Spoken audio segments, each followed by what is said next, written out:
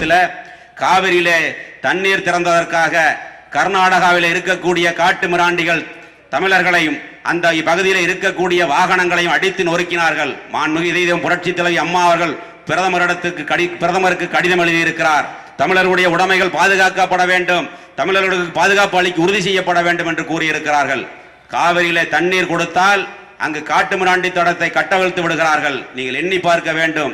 சிறுவாணி பிரச்சனை, முல்லை பெரியாறு பிரச்சனை, பாலாறு பிரச்சனை என்றெல்லாம் தமிழகத்தில் இருக்கக்கூடிய நதிநீர் பிரச்சனைகளுக்கெல்லாம் மாண்புமிகு இதயம் புரட்சி தலைவி அம்மா அவர்கள் உச்ச நீதிமன்றத்தை நாடி இந்த தமிழகத்தினுடைய உரிமையை நிலைநாட்டுகின்ற வகையில் அந்த நிலையை எடுக்கக்கூடியவர் மாண்புமிகு புரட்சி தலைவி அம்மா அவர்கள். காவிரியில தண்ணீர் திறந்து விட வேண்டும், உச்ச நீதிமன்றத்தினுடைய தீர்ப்பை அரசியலில் வெளியிட வேண்டும் என்று சொல்லிக் கொண்டிருந்தார்.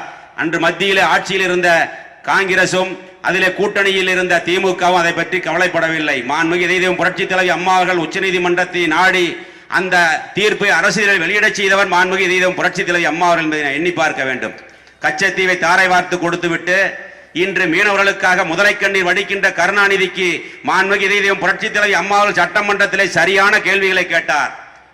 கச்சத்தீவை பற்றி பேசுவதற்கு திமுகவுக்கு எந்த அருகதையும் இல்லை என்று சொன்னார். அது உண்மை என்பதை நம்ம எண்ணி பார்க்க வேண்டும். ஆட்சியில் இருந்த பொழுது கச்சத்தீவை இலங்கைக்கு தாரை வார்த்து கொடுத்துவிட்டு தக்கம் பாடம் புகட்டி இருக்கிறார்கள் தமிழக மக்கள். இலங்கை பிரச்சனை, இலங்கையில் இருக்கக்கூடிய இலங்கை தமிழர்கள் கொல்லப்பட்டதற்கு மூல காரணமாக இருந்த கருணாநிதிக்கு தகுந்த சவுக்கடி கொடுத்திருக்கிறார் என்பதை நாம் எண்ணி பார்க்க வேண்டும். மாண்புமிகு இதயம் புரட்சி தலைவி அம்மாவுடைய பொற்கால ஆட்சி தொடர வேண்டும்.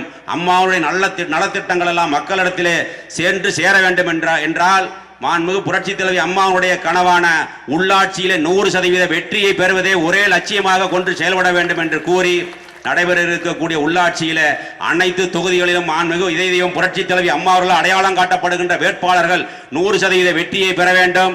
அது மட்டுமல்ல, நடைபெற இருக்கக்கூடிய அரவக்குறிச்சி சட்டமன்ற தொகுதியில் அதிக வாக்குகள் வித்தியாசத்திலே வெற்றி பெற வேண்டும் என்ற கோரிக்கை வேண்டுகோளை வைத்து நீங்கள் எல்லாம் மாண்புமிகு இதயம் புரட்சி தலைவி அம்மாவுடைய நலத்திட்டங்களை எடுத்துச் சொல்ல வேண்டும்.